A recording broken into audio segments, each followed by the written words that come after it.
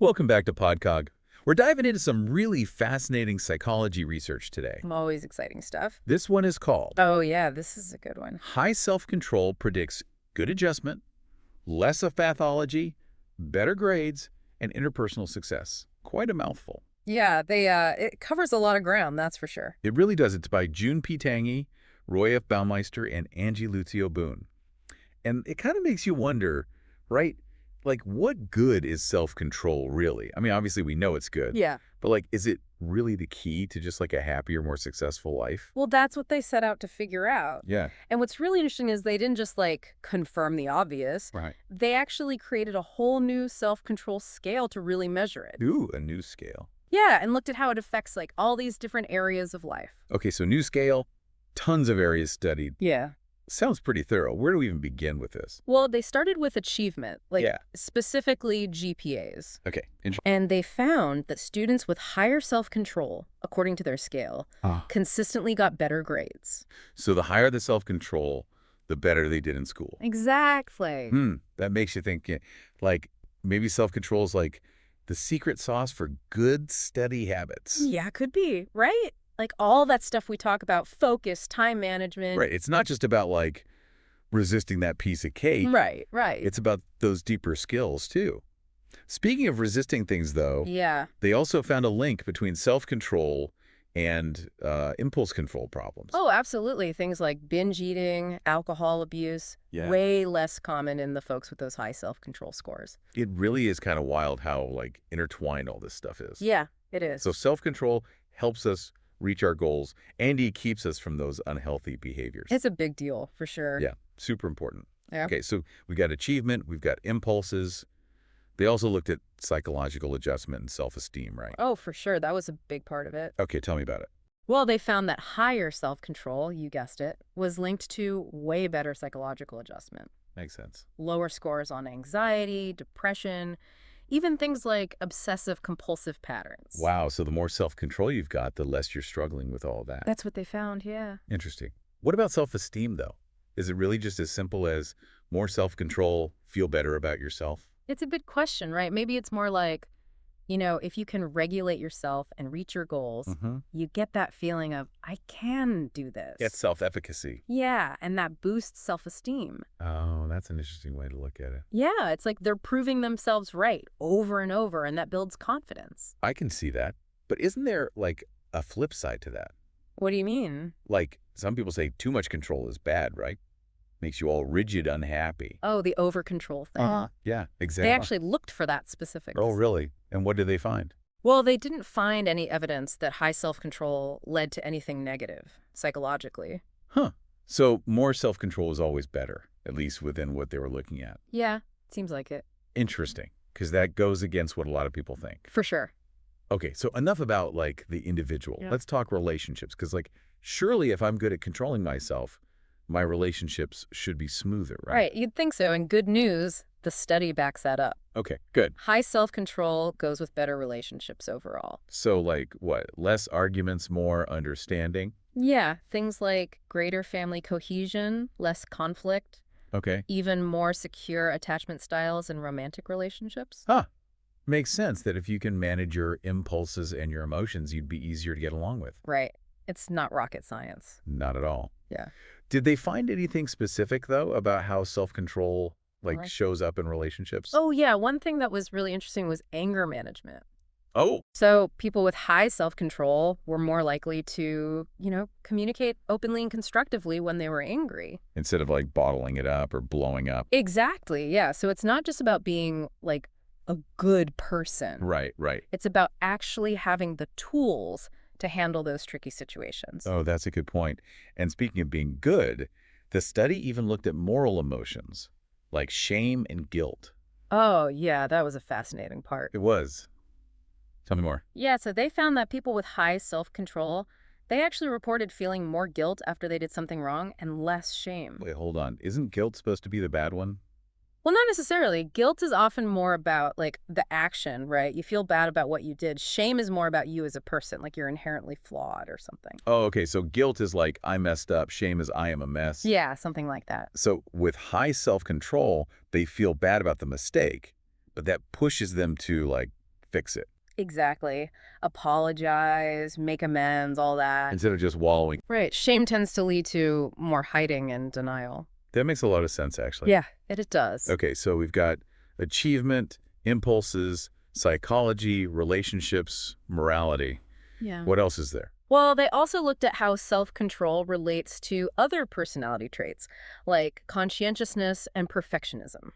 Ooh, interesting. So there was a really strong correlation between high self-control and conscientiousness, which isn't surprising. Yeah, I mean, conscientiousness is all about being, like, diligent, organized, responsible. Yeah, totally. That takes self-regulation for sure. So the better you are at planning and following through, the better you are at controlling impulses and delaying gratification. It seems that way, yeah. Pretty good recipe for success, if you ask me. It does, it does. What about perfectionism? Was that also strongly linked? That one's a bit more complex. There was a connection, but not as strong as with conscientiousness. So, like, striving for excellence, that might need self-control, but what about that other side of perfectionism? The fear of failure, the being super hard on yourself. Could those actually make self-regulation harder? Ooh, that's a great question. It really makes you think maybe there are different types of perfectionism. Yeah. Some helpful, some not so much. Definitely something to think about. Yeah. But before we get too far down that road, Sure. I want to talk about something that always comes up with these studies that rely on, self-reported data. Yeah. What's that? Social desirability bias. Did the researchers account for that? Oh, yeah, they definitely did. Okay, good. They controlled for it really carefully to be sure the findings were legit. So they made sure people weren't just saying what they thought would make them look good. Exactly. And a lot of those relationships between self-control and all these outcomes, they stayed strong even after they accounted for that bias. That's reassuring because it means the benefits they found are probably real, not just people wanting to look good on a survey. Right, exactly. Okay, so we've covered a lot here. Self-control, it can impact our grades, relationships, even our sense of morality. But, like, what does it all mean? What's the takeaway? I think it kind of shows us that self-control is like this, I don't know, like a core skill Yeah. that affects just so many things. Yeah, it really does seem that way. But the cool part is the study suggests it's not just like something you're born with, you know? Okay, so you're saying we can actually get better at it. That's the implication, yeah. That's where I get stuck, though. Like, how do we actually do that? What are the, like, practical steps to building more self-control? Well, they talked about setting realistic goals. Oh, okay. Because a lot of times people try to change too much too fast. Right. And that just sets you up for failure. You got to build up to it. Exactly. Small changes over time to your habits and routines. It's like you wouldn't try to run a marathon without training first. Exactly, yeah. Another thing they talked about was understanding your triggers. Triggers, like what sets you off? Yeah, like what situations or what emotions Okay. make you lose control. Interesting. Once you know what those are, you can start to like come up with coping mechanisms. So if I know I stress eat, Uh-huh. maybe instead of reaching for the chips, I do some mindfulness exercises. Exactly. Yeah. Or go for a walk when things get tense. Right. Short circuit the bad habit before it even starts. I like that. And don't underestimate your environment. Right? Oh, absolutely. Yeah. Surround yourself with people who support your goals. That's huge. Make healthy choices easier. It's true. Like you hang out with people who are always ordering pizza. Yeah. You're going to be eating more pizza. Right. Environment is huge. And don't be afraid to ask for help either. Oh, yeah. Good. Therapist, support group, even just a good friend. Having people in your corner makes such a difference. For sure. It's like having cheerleaders on the sidelines. Reminding you why you're doing it. Exactly. But even with all that, I imagine it's still tough. It is, yeah. Building self-control takes time, takes effort. There's going to be setbacks. Oh, absolutely. How do you deal with that? Well, I think it's about how you frame those setbacks. Okay. Don't see them as failures. See them as learning opportunities. Oh, that's good. Yeah, it takes the pressure off. Right. You don't have to be perfect at self-control. Which is kind of ironic when you think about it. It is, yeah. It's about progress, not perfection. I like that a lot. Okay, so as we're wrapping up this self-control deep dive, Yeah. what's the one thing you want our listener to walk away with? I think it's that self-control. It's not about being superhuman. Right. It's not about having this like endless willpower. Yeah. It's a skill. Okay. Like anything else, you can learn it, you can build it. And it's worth it.